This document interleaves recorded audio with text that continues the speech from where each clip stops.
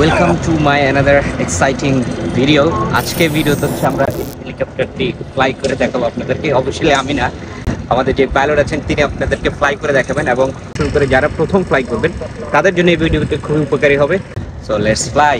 আমাদের ফ্লাইটটি শুরু হবে হচ্ছে 11টা থেকে। তো সকালবেলা আমরা সিটি লাউঞ্জ থেকে খাওয়া দাওয়া শেষ করে আমরা সেই হ্যাঙ্গারের উদ্দেশ্যে রওনা হলাম। আমাদের গাড়ি চলে এসেছে এবং পাশ দিয়ে আমরা অন্যান্য যে এয়ারক্রাফটগুলো আছে সেগুলো দেখতে দেখতে হ্যাঙ্গারের কাছে চলে আসলাম। একে একে বাংলাদেশ বিমান, ইউএস বাংলা এবং এয়ার স্টার বিমানগুলো পার্কিং অবস্থায় ছিল, সেখানে দেখতে লাগলাম। পাশাপাশি আমাদের সাথে একটি স্কাই আপ এয়ারলাইন্স রেস লেগেছিল। দেখতে পাচ্ছেন তারা হয়তো আমাদের সাথে রেস লাগার জন্য প্রস্তুত এবং শুরু করে দিয়েছে। তো আমরা সমানতালে সামনের দিকে এগিয়ে যাচ্ছি। আমরা আজকে যাব হচ্ছে সিলেটে। তো জেনারেল এভিয়েশনের যে হেলিকপ্টারগুলো থাকে সেখানে হ্যাঙ্গারে আমরা যাচ্ছি। আমরা চলে আসলাম। তো যে আমার পিছনে যে হেলিকপ্টারটি দেখতে পাচ্ছেন এটা হচ্ছে রবিনসন R66। তো এই হেলিকপ্টারেরই ফ্লাইট রিভিউ করব আমরা আজকে। তো ফ্লাই করার আগে এই হেলিকপ্টারটি সম্পর্কে আমি ছোট্ট একটু বিস্তারিত বলে নিই। এই হেলিকপ্টারটি হচ্ছে আমেরিকান একটি ম্যানুফ্যাকচারার বা রবিনসন হেলিকপ্টার কোম্পানির তৈরি হেলিকপ্টার। এই হেলিকপ্টারগুলো কিন্তু সেই 2010 সাল থেকে কিন্তু ইন্ট্রোডাকশনে করেছিল বা প্রোডাকশনে আছে। এই পর্যন্ত প্রায় 1500টির উপরে কিন্তু তারা সেল করেছে। এই হেলিকপ্টারগুলোর প্রায় 5টা সিট, একজন হচ্ছে পাইলট আর বাকি 4জন হচ্ছে প্যাসেঞ্জার। এবং এটিতে যে ইঞ্জিনগুলো ইউজ করা হয়েছে রোলস রয়েসের কিন্তু RR300 turbo shaft engine use করা হয়েছে। এবং এই হেলিকপ্টার কিন্তু ছোট পরিসরে যাত্রী পরিবহন থেকে শুরু করে ট্রেনার হেলিকপ্টার হিসাবে ব্যাপকভাবে সব জায়গায় ইউজ করা হচ্ছে।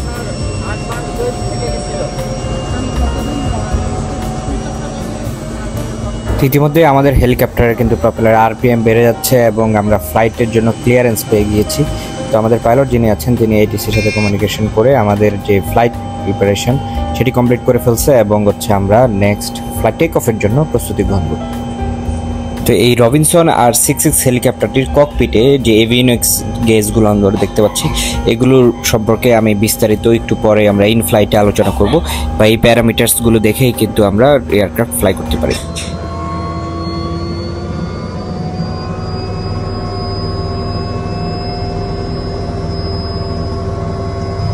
এখানে আমার কানে যে হেডসেটটি দেখতে পাচ্ছেন এটি দিয়ে হচ্ছে আমরা পাইলটের সাথে কথা বলতে পারি। এখানে সামনে পাইলট কিছু বললে আমি কানে শুনতে পাই, বা আমি কিছু বললে পাইলট শুনতে পারবো। কিন্তু পাইলটের যে হেডসেট সেটি দিয়ে তিনি কিন্তু ডিরেক্টলি ATCর সাথেও কমিউনিকেট করতে পারে।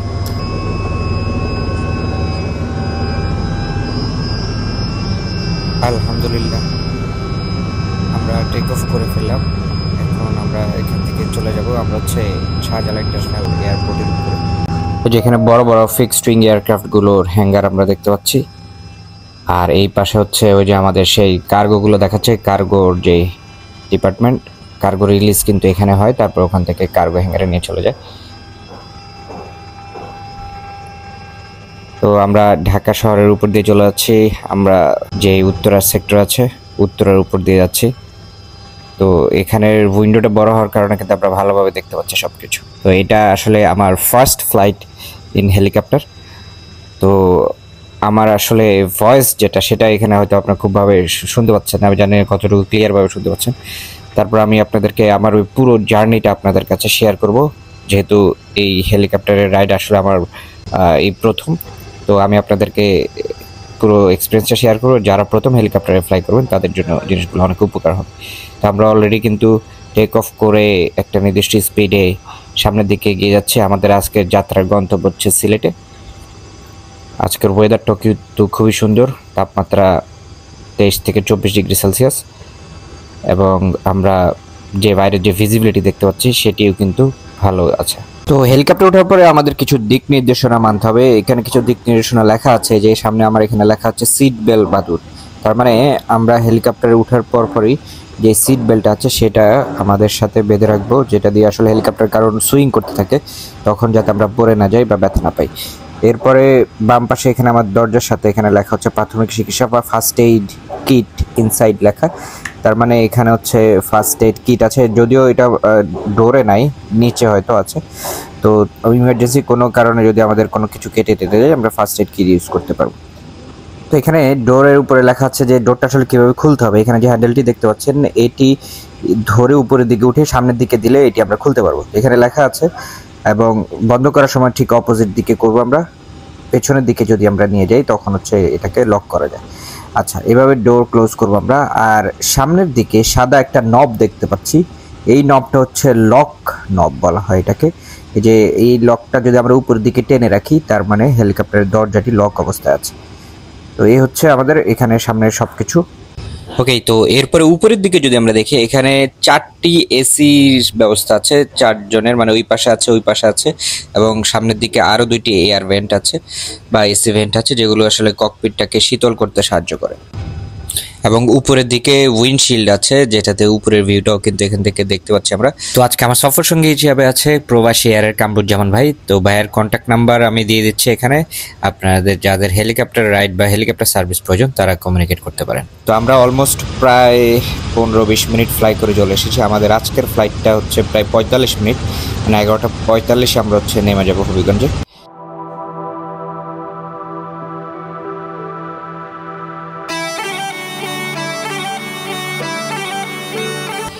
তো আমাদের হেলিকপ্টার এই গ্রাম বাংলার মাঠ ঘাটের উপর দিয়ে ফ্লাই করে সামনের দিকে এগিয়ে যাচ্ছে। তো আমার এক্সপিরিয়েন্সটা আমি শেয়ার করি, যেহেতু আসলে এটি আমার প্রথম ফ্লাইট হেলিকপ্টারে। তো আপনারা যারা প্রথম ফ্লাই করবেন হয়তো প্রথম দিকে একটু আপনার শরীরে প্রেশার পড়বে, কারণ আমরা যখন ফিক্সড উইং এয়ারক্রাফটে ফ্লাই করি সেটার কেবিনটা প্রেশারাইজড করা থাকে। তারপর হচ্ছে আমাদের শরীরের উপরে যেরকম চাপ পড়ে প্রথম দিকে যারা ফ্লাই করেন প্রথম ফ্লাইটে, তো ঠিক সেরকমই ফিল হয়। এই হেলিকপ্টার ওঠার পরে এই জিনিসটা একটু বেশি হয়, কারণ হেলিকপ্টারের ককপিটটা আসলে প্রেশারাইজ না। তো মানে আমাদের বডির উপরে যেই জিএর ইফেক্ট এটি একটু বেশি হয়, আপনার হালকা মাথা ঘুরাতে পারে অথবা একটু বমি বমি ফিল আসতে পারে, তবে কিছুক্ষণ পর হয়তো এটি ঠিক হয়ে যাবে।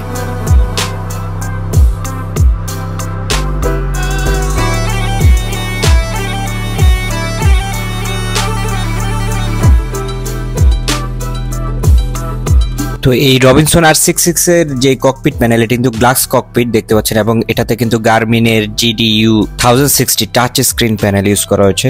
এছাড়া এটার সাথে কিন্তু অন্যান্য যে অ্যানালগ গেজেস গুলো কিন্তু অলরেডি আছে। তো আমি এই রবিনসন R66 এর যে ককপিট প্যানেল আছে এটি নিয়ে সেপারেট একটি ডিটেলস ভিডিও বানাবো নেক্সট, সেটার জন্য অপেক্ষা করতে পারেন এবং চ্যানেলটি সাবস্ক্রাইব করে রাখতে পারেন।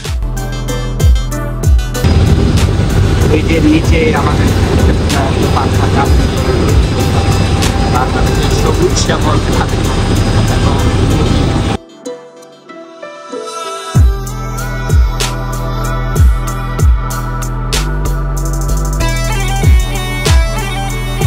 তো আমাদের হেলিকপ্টার দুর্বার গতিতে এগিয়ে চলছে। এই যে আমরা এয়ার স্পিড ইন্ডিকেটর থেকে বুঝতে পারছি যে আমাদের হেলিকপ্টার প্রায় 110 নটিক্যাল মাইল স্পিডে কিন্তু চলতেছে। তো 110 নটস প্রায় 200 কিলোমিটারের মতো। আর এখানে আমরা যে অ্যালটিটিউড দেখতে পাচ্ছি সেটা কিন্তু প্রায় 540 ফিট বা 20 ফিটের মতো। তো ওভারঅল বুঝতে পারছেন যে আমাদের হেলিকপ্টারটি প্রায় 200 কিলোমিটার পার আওয়ারে চলতেছে, আর খুবই নিচ দিয়ে ফ্লাই করতেছে, মাত্র 520 ফিটের মতো। তো আপনার এই উচ্চতায় কিন্তু অনেক সময় ঘুরে উড়ায় প্লাস ড্রোন ফ্লাই করে, সুতরাং আপনারা যারা এই উচ্চতায় ড্রোন ফ্লাই করবেন বা ঘুরে উড়বেন খুবই সতর্কতার সাথে ফ্লাই করবেন, কারণ এই হেলিকপ্টারগুলো কিন্তু অনেক লো অ্যালটিটিউডে ফ্লাই করে। তো দেখতে দেখতে আমরা চলে আসলাম সিলেটের হবিগঞ্জে। তো এখানে আমরা ল্যান্ডিং করবো এখন। Let's enjoy the landing.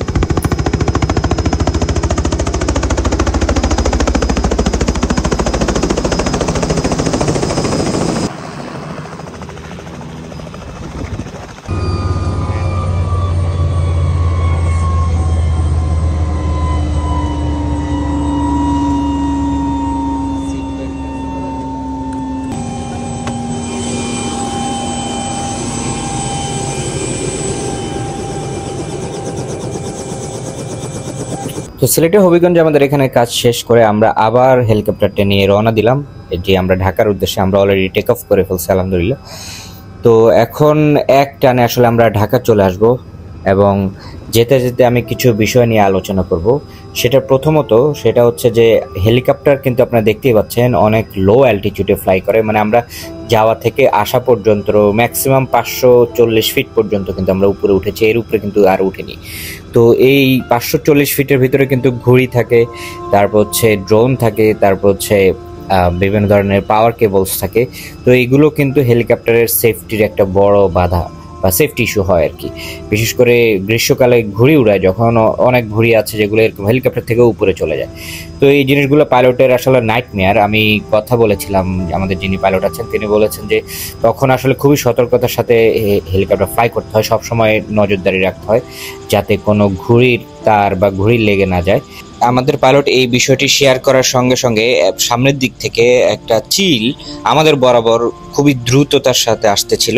তখন আমাদের পাইলট একটা সুইং করে, মানে এটাকে কি বলা, মানে ওই যে ফুটবল যেরকম ড্রিবলিং করে, মানে এটাকে পাশ কাটিয়ে আমাদের পাইলট বামের দিকে চলে যায় এবং পরবর্তীতে আমরা কিন্তু রক্ষা পাই।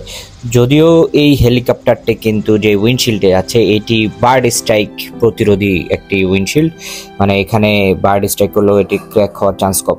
তারপরেও আমাদের হেলিকপ্টারটি এখন 200 কিলোমিটার/আওয়ারে চলতেছে, তার মানে 1 কেজির ওজনে যদি পাখিটার ওজন হয় সেটি কিন্তু প্রায় 200 কেজি ওজনের মতো হিট কিন্তু আমাদের এই উইন্ডশিল্ডে লাগবে। সুতরাং বুঝতে পারছেন দ্রুততার সঙ্গে যখন চলে তখন কোনো বস্তু যখন আঘাত খায় তখন কিন্তু তার ইম্প্যাক্টটা খুবই বেশি হয়।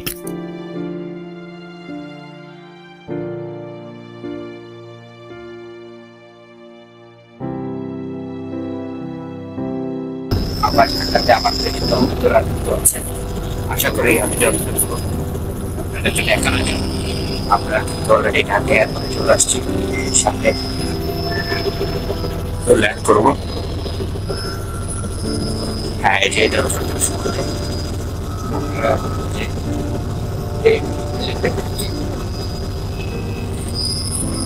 আমরা চ্যানেল এভিয়েশন এরিয়াতে চলে আসলাম।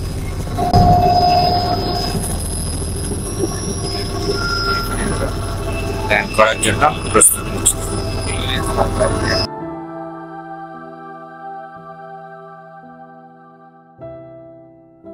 ভিডিও শেষে আপনাদের কাছে একটি কথাই বলতে চাই, সেটা হচ্ছে এই চ্যানেলটি কিন্তু আমি আপনাদের জন্যই তৈরি করেছি এবং আপনাদের রিকোয়েস্টে বিভিন্ন এয়ারলাইন্স এয়ারক্রাফটের হেলিকপ্টারের রিভিউ করে থাকি, ফ্লাইট রিভিউ ব্লগ তৈরি করে থাকি।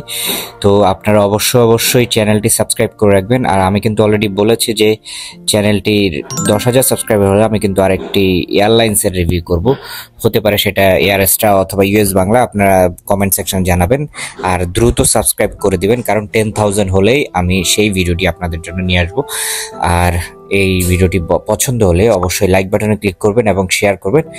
আমি আমার ফেসবুক, ইউটিউব, ইনস্টাগ্রাম এবং টিকটকের লিংক এখানে দিয়ে দিচ্ছি এবং আপনারা সেগুলো ফলো রাখতে পারেন, সেগুলোতেও আমি নিয়মিত কন্টেন্ট আপলোড করি।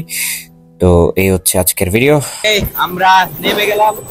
তো এই হচ্ছে আমাদের আজকের ভিডিও, আশা করি সবাই ভালো লাগছে। তো এই হচ্ছে আমাদের আজকের ভিডিও। আমরা এই হেলিকপ্টারটি করে সিলেট গিয়েছি এবং ফিরে এসেছি। আপনাদেরকে ওভারঅল পুরো ফ্লাইট এক্সপিরিয়েন্স থেকে শুরু করে আরো বিভিন্ন বিষয় নিয়ে আমি আলোচনা করেছি।